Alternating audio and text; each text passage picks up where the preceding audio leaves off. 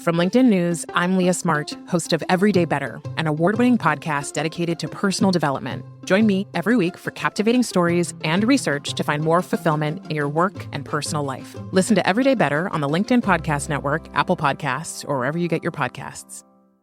From LinkedIn News, I'm Jessie Hempel, host of the Hello Monday podcast.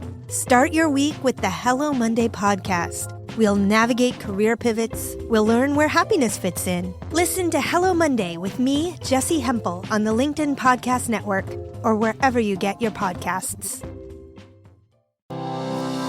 I want to let you know that my new book titled How to Have Difficult Conversations About Race is coming out September 13th. And after years of working with professionals just like you all around the world, I found that conversations about race are particularly challenging because of too much fear and too little confidence. More specifically, people struggle with the fear of discomfort, the fear of damaging relationships, the fear of being misunderstood, canceled, or ostracized for what they have to say.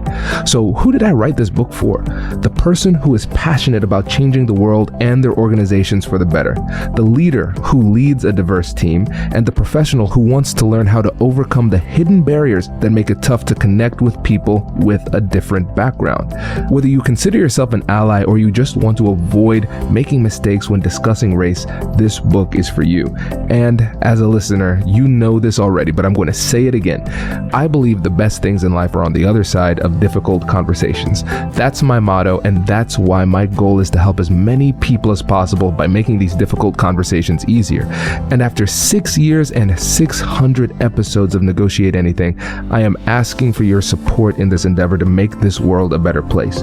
At the American Negotiation Institute, our goal is to change the world, and I am not afraid to say that. And this book plays a major role in that mission, and we would love to have your support as we try to make this book a bestseller, because if it hits that number, if it hits the bestseller list, that means more people will know about the message within that book.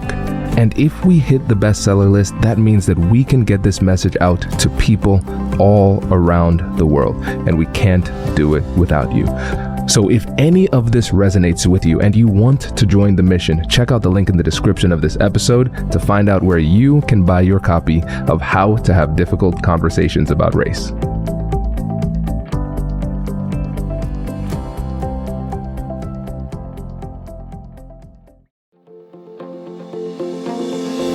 Hello, my friends, and welcome to another exciting episode of Negotiate Anything.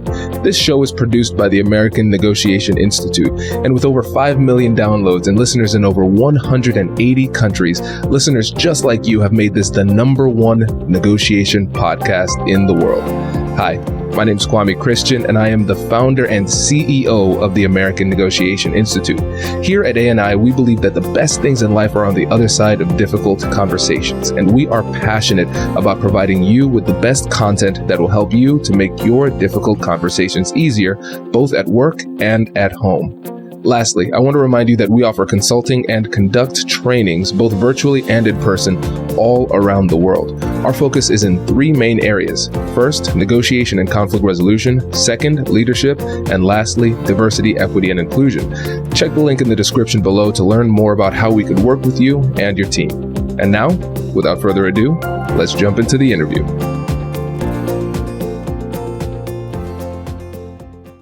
Chris, thanks for joining us today.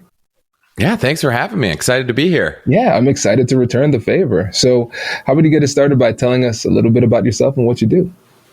Yeah, so I probably have one of those jack of all trades, master of none backgrounds where I've kind of been in investment banking.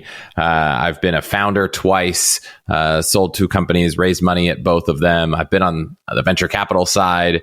Right now, I build products to help people invest to build their wealth at Wealthfront. And I host a podcast that you graciously joined me on called All the Hacks, where we explore how to upgrade life, money, travel, all while spending less and saving more. I love it. And listeners, make sure to check out that show. It is phenomenal. Incredibly successful in a short period of time. So kudos to you, my friend. Thank you. So listeners, on this episode, we're going to talk about the keys to negotiating in the investment world. And I know some of you are saying, but I am not in the investment world in that way. Listen, don't worry about it. We are going to pull out some of those general principles that will apply in all types of situations. And so Chris is the perfect person to talk about this. And so we're going to approach this kind of like from a narrative form. And so we're going to play the role of the entrepreneur who's trying to court investors and negotiate effectively. And Chris is going to walk us through how they can do so and what strategies and tactics they can use along the way. And so, Chris, let's say if we are that entrepreneur and we want to get an investor, how does that process even begin? Yeah. And to your point about this being for anyone, it turns out that a big piece of raising capital for a company is just about storytelling and selling yourself. So the lessons here apply to basically anything, whether you're looking for a new job, whether you're a manager trying to hire someone. It's really, it all comes down to storytelling and, just being a likable person is a really important part of that. So, I've started 2 companies where we've raised, I think in the first one, $2 or $3 million, and the second one, $10 million. The process always starts with deciding what kind of process you want. Are you just looking for some friends and family that might write small checks? Or are you trying to seek out investors? So if you're seeking out real kind of venture capital or institutional investors, I think that you kind of think of the whole process as a race where you want to have everyone lined up so that you have a really, really exciting finish. So if you were watching a horse race and there's one horse that's just clearly far and above going to win, that's great for the person that bet on that horse, but there's not a lot going on. There's just one thing happening, and that's all that anyone's watching. You want to create a dynamic where people are excited by you and have so much fear that someone else might win this deal that they have to move fast, because in fundraising, fast moving deal is kind of the best, because people are willing to be more forgiving and negotiate in your favor because they want to make sure they win. That makes a lot of sense. And so it sounds like we are kind of triggering a little bit of scarcity and competition through this process, right? Yeah, I think every founder and entrepreneur that I've talked to that's had a successful fundraise, and by the way, I've been on the other side of the table. So as an investor, trying to get into deals that are hot is like the whole game, right? If, people will talk to within an investment firm, they'll say, who else was up for winning this deal? It's like almost like a badge of honor that you won the hot deal. And so creating that hotness is so important. And so I always say, make a big list of everyone you want to talk to before you're even ready to fundraise. Kind of like make sure you've built enough of a relationship that you could get an introduction, you've got an email address, and then try to kick everything off at the same time and block everything off. Say, this is my 3 weeks for this project. I'm going to go all in so that I can get the most out of the experience. See, what's really interesting about this is that, yes, at the beginning, you talked about the importance of storytelling and selling not just the business, but also yourself. But we've spent the majority of our time, the short time we've spent together here, focusing on creating this dynamic, this atmosphere of competition, of scarcity, and fear of missing out. And it's almost like the emotional contagion that can occur within a pool of investors is more persuasive than the nuances of the business itself. Tell me if I'm hot or cold on that one. Yeah, so at least in the early days, right, when we first raised money at both the companies I was a co-founder at, we didn't have a product yet, right? So they were betting on the people. So I always said when I was talking to other investors as an investor, I said, look, we were looking for a company that either had traction, we were looking for a team that we wildly believed in, we were looking for people that were really passionate for the product, and we were looking for a big market opportunity. And so some of those things aren't there. Like, you're great if you get 2 out of 3 or 3 out of 3, but you're okay with 1 out of 3. And so at the end of the day, there's very limited information because there's not a product yet, often in the early stages. This all changes if you're 5 years into a company and you have metrics and you have revenue. But in the early days, it's, the signals are, how hot is this deal? What does someone know that I don't know about the people, about the space, about the competition that could come up? And so that's about creating this race dynamic. And then there's the person. do I want to bet on this person? And so I think the two things that you can do to be more successful is it all revolves around a pitch in this world, which is, you have, and if you equate it to interviewing for a job, it all revolves around that interview. How do you make the most out of the small period of time that you're in front of the person you're trying to negotiate with? And then how do you make the most of the entire dynamic that will shape the process? So I think you're warm in that it is really important to run an efficient process and create the kind of dynamics you need to be successful in your negotiation. But it is also important when you're in the room to really wow someone. And that's all about storytelling. It's all about likability. And, obviously you need to have a good product, right? You can't be selling, if I go have the most amazing job process and I have the most likable story, but I'm applying to be a surgeon, like I'm not getting that job. I have no practical, training to do that. So, you have to have a good product, which in many cases is yourself. But the process is also so important. Yeah, I think that's a really great point, because again, we are the product in not just in the investing world, but also in general. People are going to bet on us.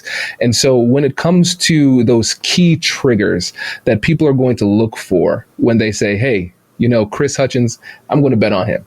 All right. So what do you think those key elements that people are looking for are in this part of the process? I think it's about passion and likability and competence.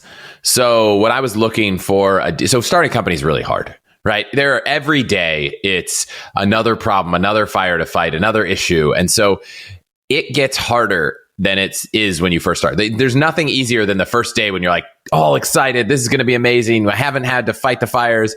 And so investors are looking for entrepreneurs who are really passionate, not just passionate today, but something about their personality, their experience, their history has made them passionate about this space such that they are going to be able to fight through all the hard times. So I always tell people, like, if you aren't so excited about this company that you can convince someone that you are put on this earth to build this business, then you're going to struggle because they're going to see right through that. So if you say, look, I know that NFTs are really hot in the crypto world right now, I'm going to start an NFT company, but you can't convince someone that that's something that you stay up late researching and you spend time on the weekends doing, they're going to see through the fact that you're just trying to kind of capitalize on an opportunity. And unless you have a resume that shows your consistent ability to do that, I, as an investor, was kind of very weary. But if you're three people who've worked in education and technology and you've found this opportunity to make the workplace or the educational space much more efficient, a company I invested in called Clever was that team. And I was like, I don't know anything about educational software, but you guys are so fired up about this and you have an idea that best I can tell seems reasonable and you have the capabilities to build a company.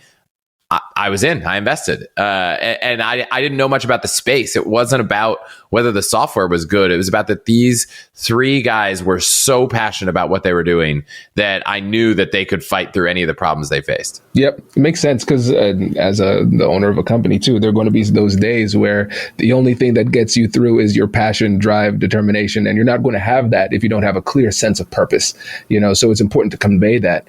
Now, for people who are not high energy, right? Because when we think about passion, we think about a lot of energy, effervescent personalities, those type of things. But not everybody has that personality type. If you're somebody who's a little bit more low key, a little bit more reserved, how do you display that passion while still being authentic to who you are? Does your company invest in professional development training? If you believe that your team would benefit from a negotiation workshop, all you need to do is go to our website, fill out the workshop request form, and then we'll set up a time to chat. These workshops are completely customizable, and we've done them all around the country. Negotiation and conflict resolution skills are beneficial across all professions, but they're especially useful in procurement, purchasing, sales, sourcing, and contract management. Our calendar is filling up quickly, and we even have some workshops scheduled for next year. If you think you might want one, I'd suggest reaching out soon so you don't miss out. Check out the link in the description to learn more. And now, back to the show.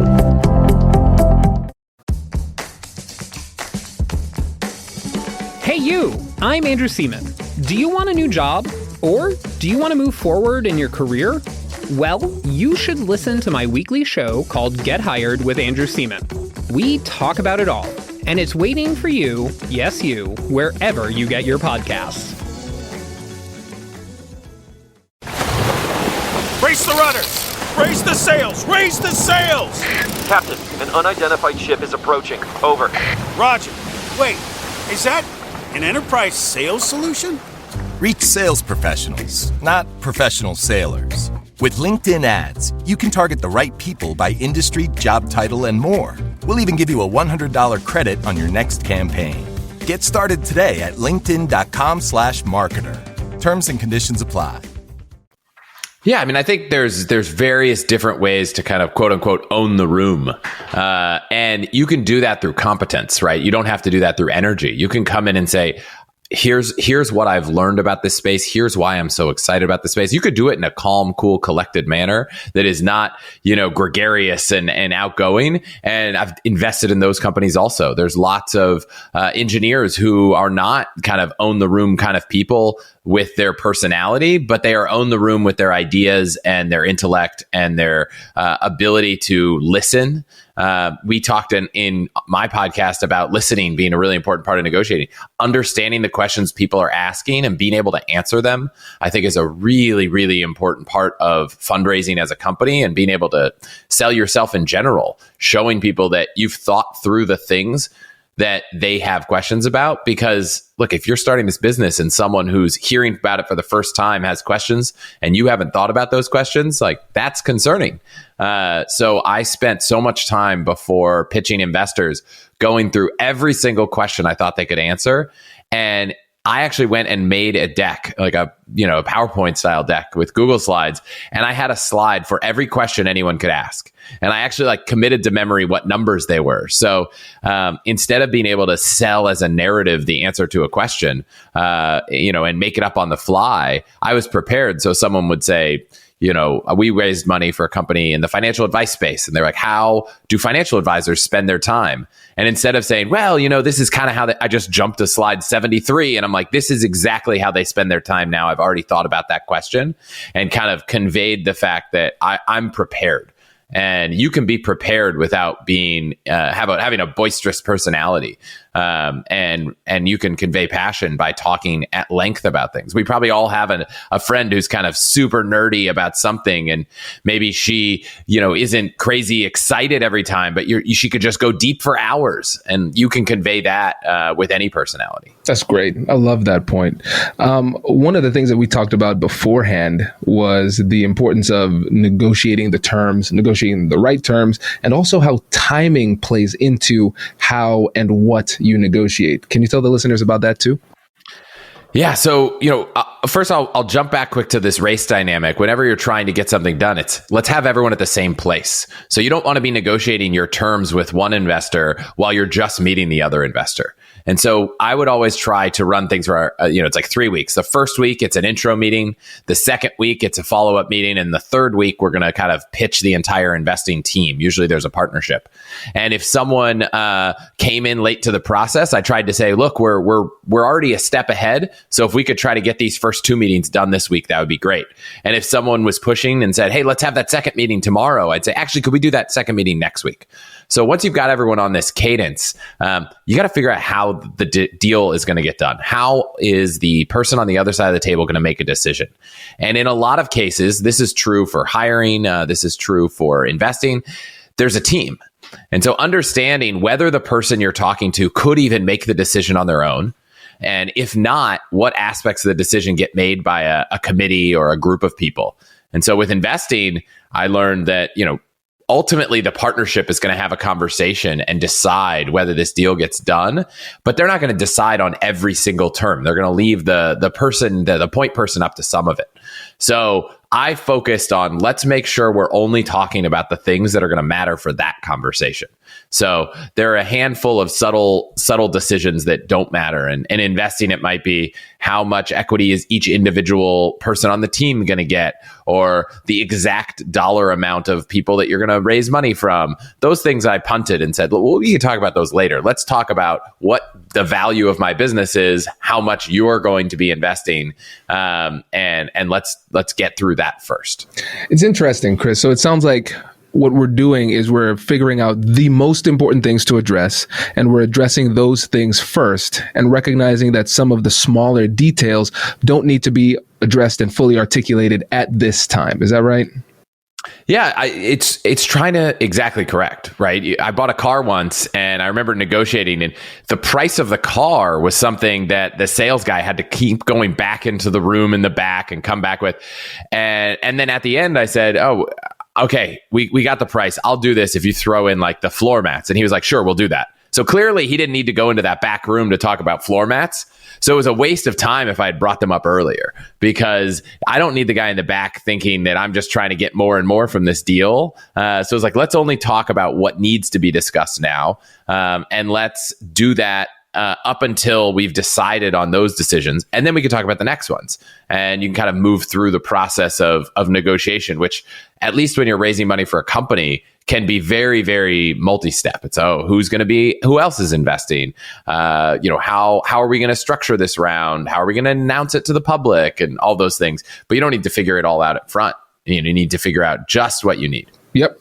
And another thing that you mentioned was timing. So recognizing that some things are easier to negotiate at different times in the process.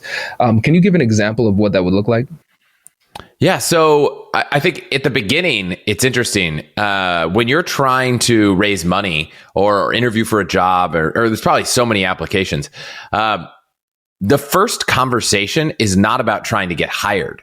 It's about trying to get to the second meeting. It's not about trying to get someone to commit to investing in your company in the first meeting. It's trying to get them to commit to introducing you to another partner.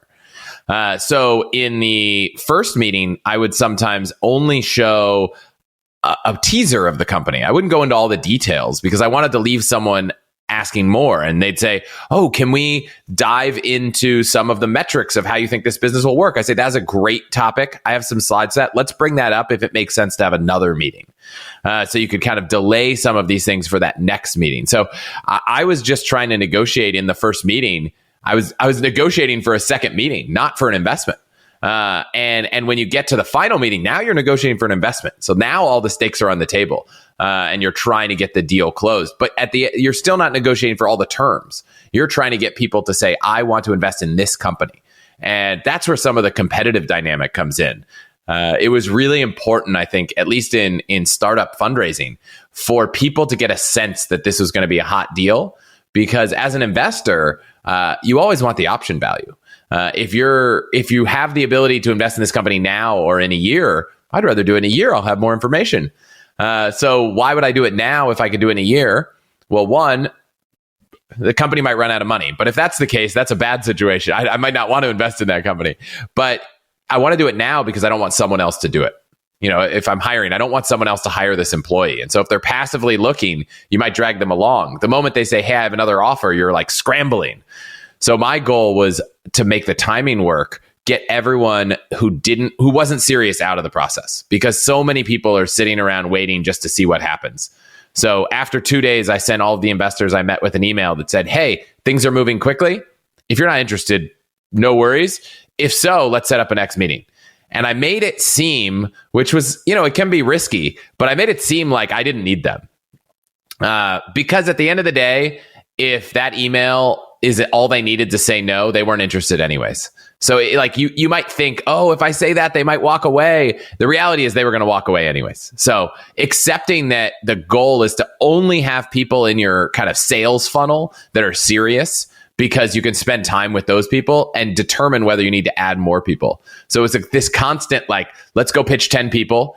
Let's quickly follow up to see if they're serious. If they're not, now there's 2 people left. Let's go pitch another 10 people. Now we've got 4 really serious partners out of that. Let's go do a follow on. Make sure they're there. Now try to my goal is to get the number down as much as possible. Obviously, I'd rather have 10 people interested, but I want to get all the no's out as fast as I can, so I'm not wasting time, because this can be a time suck, right? Any process. We've all looked for jobs. What a time suck. Doing interviews, writing cover letters, sending out resumes. It's like, how quickly can you figure out if this company is interested? And if not, let's stop trying to scour LinkedIn for a friend of a friend who can put in a good word, because the company's not even interested. And so the faster you can figure that out, the better, so you can focus on the people that are real opportunities. Makes sense. And it will make logical sense to everybody listening. At least it should. Now, whether or not it makes emotional sense is a different thing, right? Because especially if you're starting up a business and you want investors, you understand that in a lot of cases, the investment money is the lifeblood of the business. If you don't get that investment money, you can't just go into the bank account, pull out 13 cents and hope for the best. Probably won't work out that well, right? And so you need the investment money. But at the same time, you cannot seem needy in the process. And so where do you get the confidence to still be able to be willing to let people go and make it almost seem as though they're not as important as they really are, to create that dynamic? How do you convey that confidently without the that emotional pressure coming and pulling you down? I try to do it in writing, because it would be really hard for me to look you in the eyes and be like, I don't need your money. But I could write because it's true, not true. I do need your money. This business will not work if I don't have your money. But in an email, it's really easy for me to write that and keep it really short, right? I try to put myself in the mind of, what would I be doing right now if someone told me, if I had 10 investors tell me, we want you to come in next week so that we can give you money? Well, I would email all the other people and say, hey, things are moving so quickly. I'm not, if I had even more audacity, I would say, hey, we should just cancel these meetings. We've got stuff moving so quickly. I didn't have enough courage to write that email, but I did have enough courage to write the email that said, look, things are moving really quickly. If you're not interested, that's fine. We have other options. I don't know where it comes from, other than having been on the other side of the table and just understanding how the decisions are getting made, right? It would be interesting if you were looking for a job and a career in a space, go talk to the hiring manager at 4 companies that you don't care about and understand how they make decisions. And I can assure you, having been on the other side of the table, that when candidates email you and say, hey, I have another offer, could we move this interview up? People are like, oh my gosh, someone wants to hire this person. They must be amazing. We've got to move this up. People trust other people's input, even if they don't know them. So, when you go to, here's a great example. If you've ever been to like a grocery store and you've looked and there's like 7 salsas, but this one salsa seems to have two jars left and all the other ones are fully stocked. People must really like this one. I'm going to get that one. It's like you walk by restaurants. You want to go to the restaurant that other people are eating at. You walk in the door and there's one person in the whole restaurant. You're like, I think this is a mistake. We shouldn't eat here. And so that scarcity mindset of if other people want this, it must be good. You need to create that in other people's minds when you're trying to negotiate with them for anything. Make them think that you have options, because that's how it works, right? Your negotiating leverage is that you have a better option. You can create illusions, maybe the wrong word, because hopefully it's like somewhat true, but you can create the sense that there are more options and make it clear that even if they're not done, right? If I had another investor saying, here is an investment, I would have said, hey, things are moving quickly. We have a term sheet from another investor, so totally fine to turn this off. But that community is small enough that the last thing you want is for someone to find out that you were lying. And so I'm sure there are investors out there who do this, right? There are movies that get made about entrepreneurs that take bold moves. I never felt like it was worth taking that risk, but I was like, how do I write something that is as close to that as possible, that is not a lie? So, I would say we're starting to meet with partnership. We're taking partnership meetings next week. So if you're interested, we need to move quickly. If not, it's fine. That was true. We were taking meetings with partners, but I didn't say we have 3 term sheets, right? I didn't say we're at that stage. I could say we're expecting to have some term sheets next week. Like, we're at the point that investors are offering us term sheets, but I didn't get that far. Yeah. Oh, man. Chris, this is great. This is really helpful. And for the people out here who are negotiating, let's say, whether it's in the fundraising kind of space or just in general, when it comes down to all of the wisdom that you've gleaned as you've collected all of the hacks, shout out to your podcast, All of the Hacks, as you've collected all of these great negotiation hacks, what would you say is the one thing that is the most important thing that people do when they're negotiating effectively? Well, this feels like a trick question because I feel like I asked you this question and you told me I have to listen more. And so now I feel like, how could I answer it without that? But assuming you've been listening to this podcast and you've learned to negotiate anything for dozens of episodes, you already know you should be listening. So I would say the most important thing for people to take away when it comes to negotiating, from my perspective, is to understand the process that's happening and try to play to that process. So if you know that people are trying to get things done quickly and don't want to miss out, well, then try to get as many options on the table as possible in as short a period of time so that you can play to that dynamic. If you're working with a company that you know really wants to take their time, that won't work. But if you figure out how the game is played when it comes to deals getting done, and in fundraising, the game is not losing. There are investors out there who have a mandate internally at their firms to say only invest in companies that have another term sheet on the table. Like, it's great. You don't even have to do diligence. It's like, if one of these 7 investors is willing to invest, we'll do the deal. And so your job is actually just getting the founder to say yes, versus there are other funds that are like, we only invest if we're the first check. So you got to figure out who you're trying to get, to say yes, and play that game. Don't play the game that you think will work. Play the game after you do the research that you know will work. Thank you so much for joining us, my friend. Really appreciate it. And before you go, can you let the listeners know how they can get in touch with you and how they can learn more about what it is that you do? Yeah, I mean, if you're listening to this podcast, you're already in a podcast app. So you could just search for All the Hacks. That's our show. Or if you're online, it's allthehacks.com. There's tons of episodes on everything from, negotiating, which you guys know, but also travel hacks and getting a deal on a car, productivity, family, side hustles, all kinds of good stuff, investing and more. So check it out. And if you want to reach out to me and let me know what you think, definitely, I'm at Hutchins on Twitter, Chris at allthehacks.com. Would love to hear from you. Awesome. Thanks, Chris. Really appreciate it. Yeah, thanks for having me. Congratulations, you've just joined an elite club. By listening to a full episode, you're now officially on the Negotiate Anything team. So welcome aboard. What most team members do is they subscribe to the podcast because that allows them to automatically get the latest episodes of the show. The best things in life lie on the other side of difficult conversations. Keep learning, keep practicing, and keep getting better. Your relationships will improve, your career will soar, and you'll have the confidence you need to get the most out of these crucial conversations. Again, thank you for joining the team. We're excited to have you, and I will see you in the next episode. I'll catch you later.